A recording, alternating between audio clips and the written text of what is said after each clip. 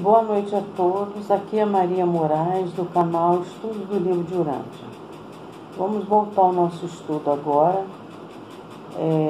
do documento 5, a relação de Deus com o indivíduo, e o subdocumento 5, a consciência que se tem de Deus. Então vamos lá. A moralidade tem a sua origem na razão, voltada para a autoconsciência. É supra-animal, mas é puramente evolucionária. A evolução humana abrange, no seu desenvolvimento, todos os dons que antecederam a outorga dos ajustadores e a efusão do Espírito da Verdade. Bem, a outorga do ajustadores, nós já falamos sobre isso, né? É a fagulha de Deus doada pelo nosso Pai Celestial para viver agregado na nossa mente. E o Espírito da Verdade, ele é distribuído na humanidade quando Micael de Nebadon se torna soberano supremo do universo local que ele dirige. Então, esse Espírito da Verdade é o amor do Pai e a misericórdia do Filho, que juntos os dois se transformam no Espírito da Verdade. Mas a obtenção de um certo nível de moralidade não livra o homem das lutas reais da vida mortal. O ambiente físico do homem acarreta a batalha pela existência. O ambiente social necessita de ajustes éticos. As situações morais requerem que se façam escolhas nos domínios mais elevados da razão. A experiência espiritual, havendo a compreensão de Deus, exige que o homem o encontre e que se esforce sinceramente para assemelhar-se a ele.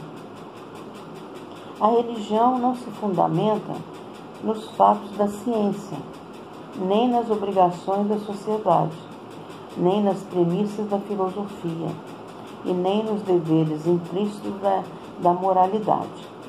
A religião é um domínio independente da resposta humana às situações da vida e aparece infalivelmente em todos os estágios pós-morais do desenvolvimento humano. O ato religioso pode permear todos os 4 níveis na concretização dos valores e do gozar da fraternidade universal. O nível físico ou material da autopreservação, o nível social ou o nível emocional da fraternidade, o nível moral ou o nível do dever da razão, o nível espiritual da consciência de fraternidade no universo, por meio da adoração divina.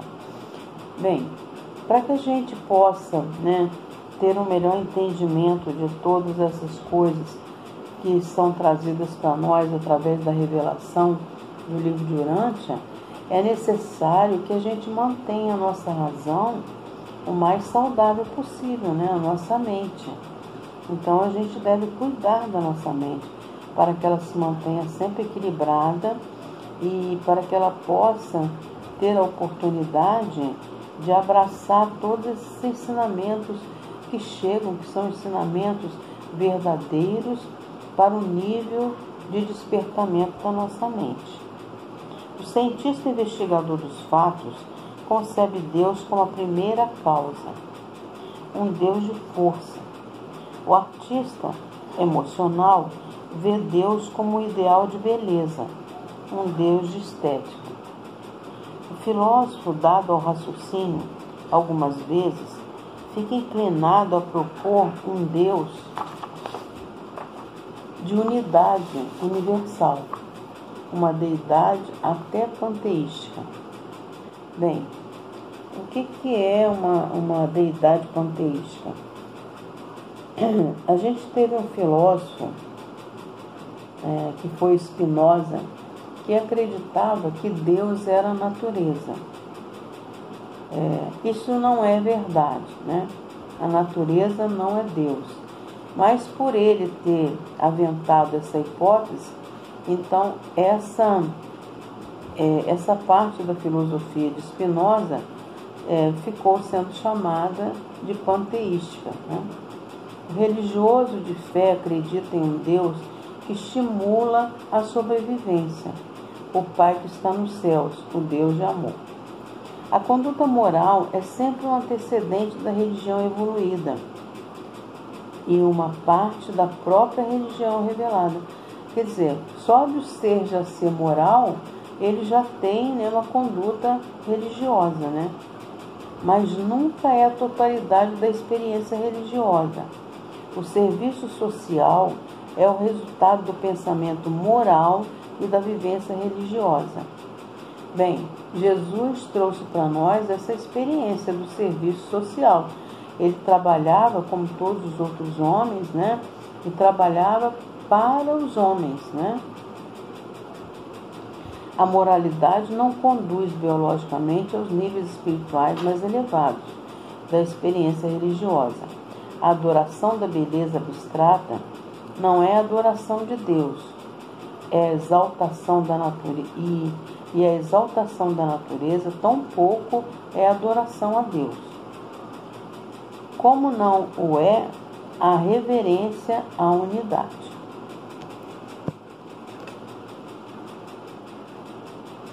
A religião evolucionária, aquela que caminha junto com o homem, né? Desde que o homem foi criado, é a mãe da ciência, da arte e da filosofia, que levaram o homem ao nível de ser capaz de receber a religião revelada. Porque à medida que o homem foi evoluindo, né? E ele foi tendo capacidade de receber mais informações trazidas do plano espiritual, que são que se tornam a religião revelada, né? Incluindo a outorga dos ajustadores e a vinda do Espírito da Verdade. O quadro evolutivo da existência humana começa e termina com um ato religioso. Muito embora as qualidades sejam muito diferentes nas religiões, uma sendo evolucionária e biológica, e a outra revelacional e periódica, e assim, enquanto a religião é normal e natural para o homem, é também opcional. O homem não tem de ser religioso contra a sua vontade. Então, veja bem, a pessoa não precisa, né? Eu sou religioso, eu pertenço a tal seita, a tal religião, né? Não tem necessidade disso, né? Porque a gente, para se ligar ao Pai, é só a gente ficar interiorizado na nossa mente e conversar com a fagulha de Deus que reside na nossa mente, que é o nosso melhor amigo, né? A experiência do ato religioso, sendo essencialmente espiritual, não pode nunca ser entendido completamente pela mente material. Daí a função da teologia, a psicologia da religião. A doutrina essencial da compreensão humana de Deus cria um paradoxo no entendimento finito. É quase impossível para a lógica humana e a razão finita harmonizar o conceito da imanência divina, quer dizer, Deus abrangendo toda a sua obra, né? Um Deus no interior e como uma parte de cada indivíduo, também nesse sentido, né? Com a ideia da transcendência de Deus, a dominação divina do universo e dos universos, né? Vamos repetir o que é o universo dos universos. Os universos começam com o paraíso, os 3 níveis de oficina de trabalho do Pai, do Filho e do Espírito, a Vona com 1 bilhão de mundos perfeitos, os 7 superuniversos, né? E as 4 rodas de galáxias externas, que em conjunto são chamados de universo mestre, estão sendo formadas agora para um trabalho futuro, talvez até um trabalho, né, nosso, né, que possamos trabalhar lá fora quando chegarmos no paraíso e nos especializarmos para isso, né? A doutrina essencial da compreensão humana de Deus cria um paradoxo no entendimento finito. É quase impossível para a lógica humana e a razão finita harmonizar o conceito da imanência divina, um Deus no interior e como uma parte de cada indivíduo, com a ideia da transcendência de Deus, a dominação divina do universo dos universos. Esses dois conceitos essenciais de deidade devem ser unificados no entendimento do conceito da transcendência de um Deus pessoal e na compreensão da presença residente do fragmento desse Deus para justificar a adoração inteligente e para validar a esperança de sobrevivência da personalidade. As dificuldades e os paradoxos da religião são inerentes ao fato de as realidades da religião estarem extremamente além da capacidade da compreensão intelectual dos mortais. Então, veja bem, né? Esse ajustador que está na nossa mente nos ajuda no entendimento, né, do que Deus espera de nós. Então, a gente se comunicar em prece com o nosso ajustador, pedindo a Ele que nos oriente, que nos guie pelo caminho reto, para que possamos seguir até o paraíso, né? E procurar manter a nossa mente equilibrada, né? Sadia, né? E também cuidar dos nossos corpos, porque os nossos corpos são templos da nossa alma. Não podemos vandalizar os nossos corpos, né? Temos que ter cuidado com ele, porque os nossos corpos, aliás, eles são instrumentos da nossa alma para a nossa evolução para o Pai. Então, isso tudo é importante para nós. O homem mortal assegura 3 grandes satisfações com a experiência religiosa, mesmo ainda nos dias da sua estada temporal na Terra. Primeiro, intelectualmente, quer dizer, no intelecto da nossa mente atual. Ele tem a satisfação de adquirir uma consciência humana mais unificada. 2. Filosoficamente, ele desfruta da consubstanciação dos seus ideais de valores morais. 3. Espiritualmente, ele prospera na experiência da companhia divina, na satisfação espiritual da verdadeira adoração, né? Então, adorar só o Pai Celestial, né? A consciência de Deus, da forma como é experienciada nos reinos por um mortal em evolução, deve consistir em 3 fatores variáveis, em 3 níveis diferenciados de compreensão da realidade. Primeiro, a consciência da mente, né? A gente toma consciência na nossa mente. A realização, compreensão da ideia de Deus. Então se segue a consciência da alma. A realização, compreensão. Eu vou voltar um pouquinho aqui. A consciência de Deus, da forma como é experienciada nos reinos por um mortal em evolução, deve consistir em 3 fatores variáveis, em 3 níveis diferenciados de compreensão da realidade. A realidade é tudo que existe no universo, né? Material e espiritual. Primeiro, a consciência da mente, quer dizer, a nossa mente presente. A realização de compreensão da ideia de Deus. Então se segue a consciência da alma, a compreensão do ideal de Deus.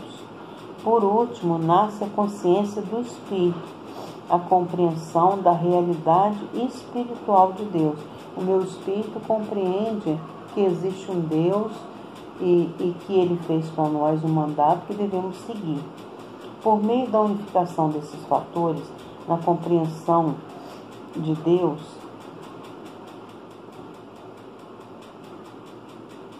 não importando quão incompletos sejam, a personalidade mortal, todo o tempo, expande-se em todos os níveis de consciência. Com uma compreensão da personalidade, expande-se em todos os níveis com a compreensão da personalidade de Deus. Para aqueles mortais que alcançaram o corpo da finalidade, o que é o corpo da finalidade? É um corpo que tem 7 divisões no paraíso, uma instituição que todos os mortais que chegam no paraíso, eles são abrigados nesse corpo da finalidade. Tudo isso, com o tempo, irá levar à compreensão da supremacia de Deus, né? O que é a supremacia? A supremacia é o reino do Supremo que rege os 7 superuniversos e que representa Deus nesses 7 superuniversos. E pode, subsequentemente, causar a realização, compreensão da ultimidade de Deus, uma fase da supraconsciência. Bem, nesse momento dessa realização, compreensão da ultimidade, ele está mostrando para nós que podemos chegar até Avona e passar por Avona para chegar no paraíso, que é uma fase da supraconsciência, porque transcende o reino do Supremo e chega no reino do Deus último, que é a face de Deus que rege, né, o Avona. E depois ao paraíso, que é a parte absoluta do Pai do Paraíso, onde iremos finalizar a nossa evolução. A experiência da consciência de Deus permanece a mesma, de geração em geração, mas em cada época de avanço do conhecimento humano, o conceito filosófico e as definições teológicas de Deus devem mudar. A experiência do conhecimento de Deus, a consciência religiosa, é uma realidade universal, mas não importa quão válida, real seja a experiência religiosa, ela deve estar disposta a submeter-se à crítica inteligente e a uma interpretação filosófica razoável. Não deve buscar ser algo à parte, na totalidade da experiência humana. Então, na evolução que a gente está tendo, a tendência da religião, da filosofia e da ciência é se unirem, porque cada uma tem uma parte que é muito importante para o todo, né? A sobrevivência eterna da personalidade depende inteiramente da escolha da mente mortal. Quer dizer, eu é que escolho se eu quero fazer a vontade de Deus ou não. Eu tenho livre-arbítrio até para não fazer a vontade do Pai, mas a consequência de não fazer a vontade do Pai é a morte da alma, né? Cujas decisões determinam o potencial de sobrevivência da alma imortal. Quando a mente acredita em Deus e a alma conhece a Deus, e quando, com o suporte do ajustador, ambas desejam a Deus, a sobrevivência fica assegurada. As limitações do intelecto, as restrições na educação, a carência da cultura, o empobrecimento no status social, até mesmo a inferioridade dos padrões humanos de moralidade, resulta da falta desafortunada de vantagens educacionais, culturais ou sociais. Nada disso pode invalidar a presença do Espírito Divino em indivíduos que creem, mas que são, de alguma maneira, desafortunados ou humanamente desfavorecidos. A residência do monitor misterioso constitui a raiz e assegura a possibilidade do potencial de crescimento e sobrevivência da alma imortal. Então, se eu sou desprovida de toda a cultura social, né, de tudo que for necessário, às vezes para mim eu não tenho quase nada, mas eu tenho dentro de mim a certeza de que eu quero fazer a vontade do Pai, nada vai impedir que você tenha uma sequência na evolução do universo até o paraíso e ao abraço do Pai Celestial. A capacidade dos pais mortais de procriar não está baseada no seu status educacional, cultural, social ou econômico. Então qualquer um pode, desde que tenha vontade, né? A união dos atributos dos progenitores, dos pais, sob condições naturais, é plenamente suficiente para iniciar a procriação. Uma mente humana que discerne o certo do errado e que tem a capacidade de adorar a Deus em união com o ajustador divino é tudo o que se quer de um mortal para iniciar e fomentar a criação da sua alma imortal, com qualidade de sobrevivência. E se esse indivíduo dotado de espírito busca a Deus e deseja sinceramente tornar-se como Ele, escolhendo honestamente a fazer a vontade do Pai nos céus. Então, se eu com sinceridade desejo fazer a vontade do Pai Criador que está nos céus, nada vai me impedir. No setor econômico, educacional, cultural, social, nada disso me impede, porque eu tenho firme a vontade de fazer a vontade do Pai Celestial. Bem, terminamos o subdocumento 5. Eu agradeço a atenção de todos, né? Vamos estudar o último subdocumento, que é o Deus da personalidade. Boa noite a todos. Se vocês puderem, dê um like.